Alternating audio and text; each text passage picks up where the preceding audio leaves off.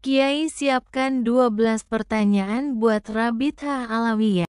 Di diskusi internasional tanggal 10 September di Universitas Islam Negeri Wali Songo. Ya, jelas kita akan mempersiapkan semuanya agar diskusi ini benar-benar diskusi ilmiah. Ketika kita mengatakan mengambil dari kitab tertentu, maka bentuk tulisan, bentuk daripada pengambilan maraji, referensi itu harus betul-betul ada gitu.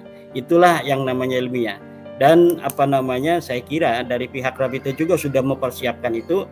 Kita sudah memberikan pertanyaan 12 kepada Rabita, di mana dari pertanyaan itu mungkin yang akan menjadi acuan mereka untuk mempersiapkan jawaban-jawaban mereka dalam diskusi itu.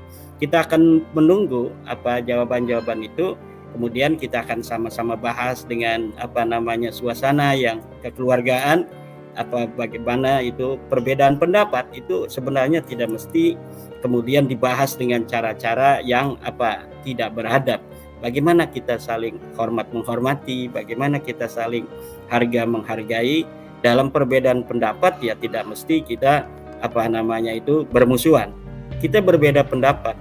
Seperti kemudian bagaimana toleransi yang sama-sama kita lihat di Indonesia, perbedaan agama itu kan berawal dari perbedaan pendapat tentang apakah Nabi Muhammad misalnya adalah dia seorang nabi atau bukan.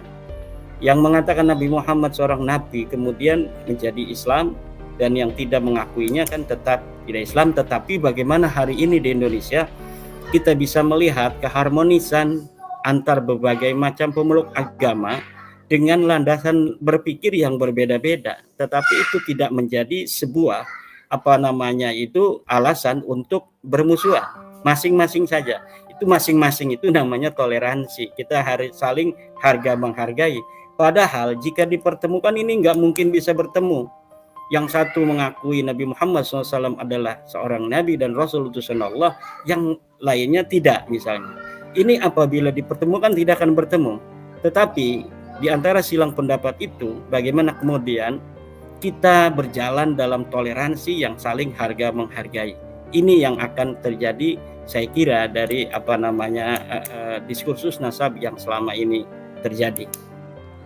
Sementara saya meyakini bahwa mereka sebenarnya hanya sedang biasa sesuatu yang baru, yang berbeda dengan apa yang telah dipahami, apa yang telah diyakini selama ini. Tentu di situ ada storm and drang dalam istilah psikologi untuk anak-anak, dan itu akan kembali kepada titik yang nadir, di mana kesadaran itu akan menjadi sebuah jawaban dari semua hal yang telah terjadi, dari kegundahan dan lain sebagainya. Dengan berjalannya waktu, kemudian dewasanya dalam cara berpikir, pengalaman, membaca, mendengar dan lain sebagainya, saya kira nanti akan berjalan seperti biasa. Kalau misalnya toh dari pihak Ba'alwi dengan berbagai macam dalil-dalil yang kuat yang membatalkan nasab mereka, dengan tes DNA yang sudah keluar dari berbagai macam sampel dari keluarga mereka yang tidak menunjukkan mereka adalah keturunan Nabi, baik dari Yaman sendiri maupun dari dalam negeri. Tapi apabila mereka dalam diri mereka sendiri gitu, tanpa harus merasa orang lain wajib mengakui, saya kira itu tidak akan jadi masalah.